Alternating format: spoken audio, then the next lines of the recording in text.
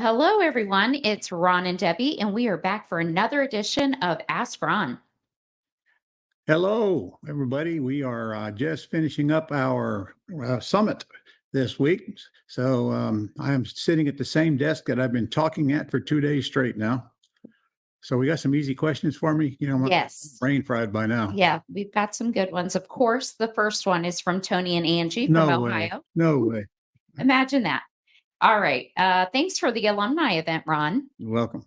My big takeaway from the deal that was made for us is the power of the NROD to make up for the lack of cash flow that may take place when we take over a higher interest loan. Now, I got to tell everybody what NROD means, Yes. like they know. That stands for non-refundable option deposit. NROD. All right. Front end money you get out of a lease purchase when you're putting a tenant buyer in it. Okay. If and when rates come back down again, are there any strategies from taking advantage of lower interest rates on a house that we are lease optioning without killing the golden goose? I can't without refinancing the underlying mortgage, which is a no-no, but I wanted to ask the master. You never want to do that, no matter what the interest rates are. Okay. When you take over a loan with a 3.5%, 4% interest rate on it, count your blessings. You want to hold on to that one as hard as you can. And if you have to put money into that, for example, like a down payment and closing costs, you borrow that on a second mortgage, very small amount of money to begin with, and amortize that out as well. But you got to make sure now you still got a positive cash flow. But those things are gold. Okay.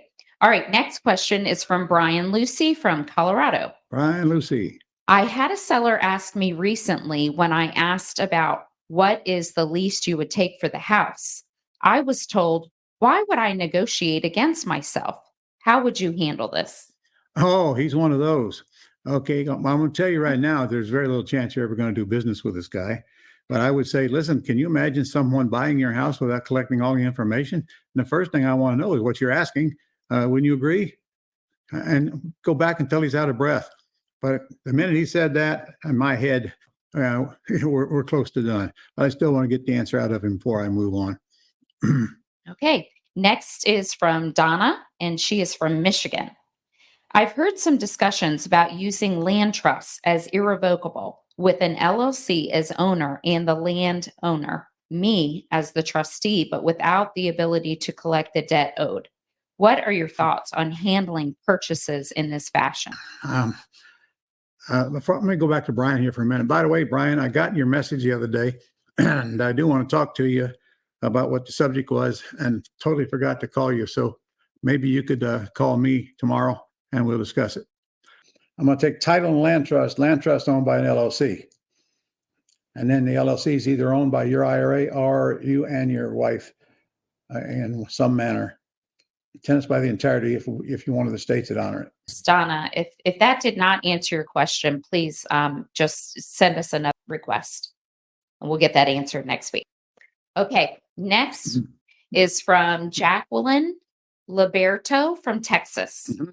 I have a home I purchased 2 years ago that has been a STR that I want to short-term rental that I want to owner finance. But I have a bridge loan that will be due in 2025.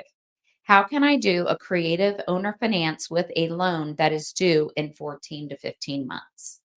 Okay, I assume that the bridge loan is in your name and you personally guaranteed it. And if so, say it happened before you met me, so I don't have to send Guido after you. In this case, if it is a loan that's in your name, you need to cash out of that one and get that loan out of it, or put a private loan on it to replace that loan and stretch it out for several years. Because if you sell this house on a wrap with any kind of owner financing, the bank can call the loan due. Now, you can lease option it out and the bank can't touch you.